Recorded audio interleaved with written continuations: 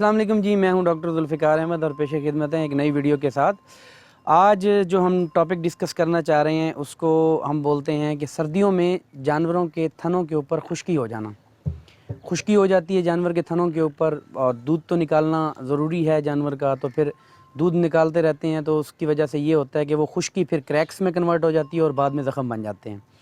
और एक वक्त ऐसा भी आता है कि जब जानवर को दर्द बहुत ज़्यादा होता है और जानवर जो है वो नहीं निकालने देता अपना दूध, तो मास्टाइटिस के चांसेस या जिसको हम आम ज़बान में कहते हैं कि जानवर का हैवाना सूज जाना, उसके मसाइल होने के ज़्यादा चांसेस होते हैं। तो आज का जो हमारा सेशन है वो टीट की मतलब थनों की हेल्थ के रिलेटेड है, सेहत से मुताल्लिक है। थनों पे खुश्की किस वजह से हो जाती है और सर्दियों में ही क्यों होती है? तो इसकी दो बड़ी वजूहात हैं। एक है विटामिन डी की कमी। हमें सूरज की रोशनी से विटामिन डी मिलता है और इसी तरह जानवर भी सूरज की रोशनी में से विटामिन डी को लेते हैं। लेकिन आइडियली जो विटामिन डी सूरज की रोशनी से मिलता है वो 9 से 11 बजे के दरमियान या 8 से 10 बजे के दरमियान जो है वो मिलता है। इसके अलावा पूरे दिन के अंदर वो वेवलेंथ नहीं होती जिसके ज़रिए हम जो है ना वो सूरज की रोशनी से विटामिन डी ले सकें।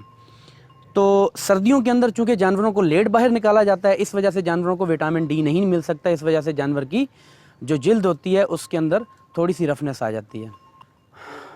दूसरी बड़ी वजह यह है कि जब खुश्क सर्दी पड़ती है तो उस वक्त हवा के अंदर, आबो हवा के अंदर जो नमी का लेवल होता है, नमी का जो मिकदार होती है वो कम हो जाती है। नमी की मिकदार जब कम हो जाती है तो जानवर के जिस्म के ऊपर नमी नहीं रहती। आसान अल्फाज में आपको बता रहा हूँ, जानवर के जिस्म के ऊपर नमी नहीं रहती और सर्दी की वजह से जो खून होता है वो स्किन की तरफ, मतलब जिल्द की तरफ जाना कम हो जाता है और वो अंदर जो मतलब पेट के अंदर आर्गन्स हैं उनकी तरफ ज़्यादा पूल होता है, जिसकी वजह से जो नमी का तनासुब है स्किन के ऊपर वो कम हो जाता है, जिल्द के ऊपर नमी का तनासुब कम हो जाता है।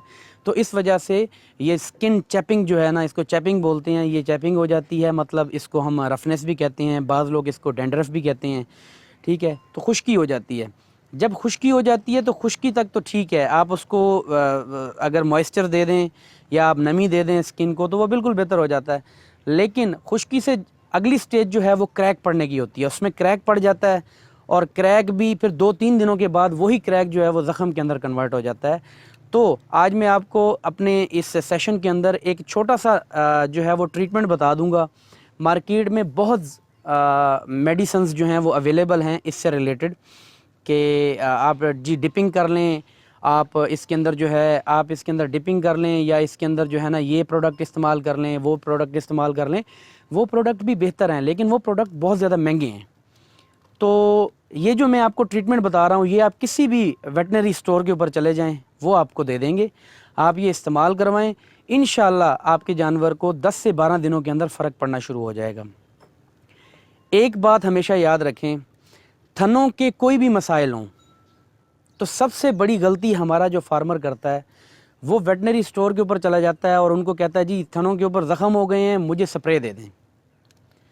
हमेशा से याद रखें ये जो स्प्रे होती हैं इनको हम एरोसोल स्प्रे कहते हैं। मतलब ये जगह पे या जिस जगह पे आप स्प्रे करेंगे ये लग के खुश्क हो जाती हैं। अब थनों के ऊपर पहले भी खुश्की ज़्यादा है, आप स्प्रे मार के और खुश्की कर रहे हैं, ठीक है। तो थन ठीक होने की बजाय मज़ीद ख़राब हो जाएंगे। तो ऐसे केसेस के अंदर जहाँ पे थन जानवर के ख़राब हों, आपने कभी भी स्प्रे मार्केट से परचेज़ नहीं करना। मैं आपको 4 चीज़ें जो है वो बता रहा हूँ, ये चीज़ें आपने इस्तेमाल करनी है। इंशाअल्लाह उल अज़ीज़ आपका जानवर 10 से 12 दिनों के अंदर बेहतर हो जाएगा। अभी मैं आपको जानवर भी दिखाता हूँ। इसको पिछले 2 माह से यही मसाइल थे और इसकी खुश्की बढ़ती जा रही थी। जानवर बहुत कीमती था।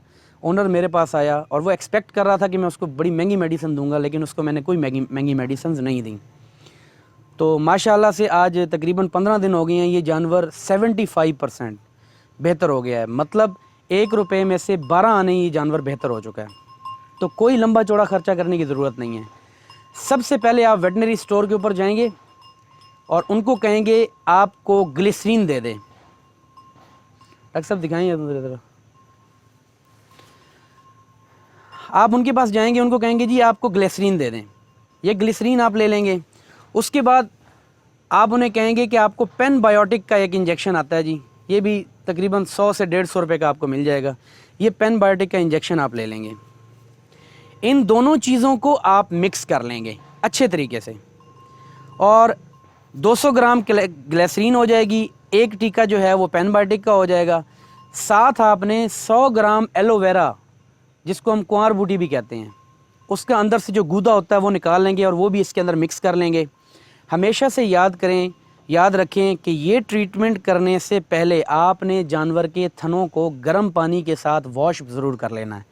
गर्म पानी के साथ धोएं, ठंडे पानी के साथ सर्दियों के अंदर वैसे भी जानवर के थनों को नहीं धोना चाहिए।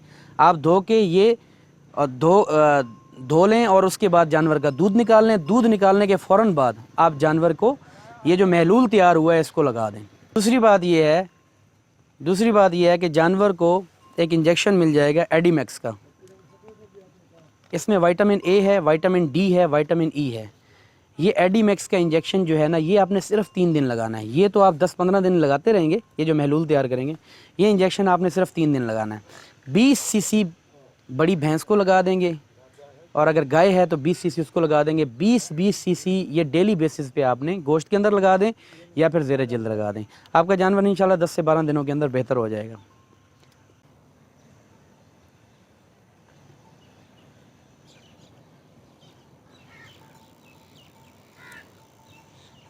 अस्सलाम वालेकुम जी।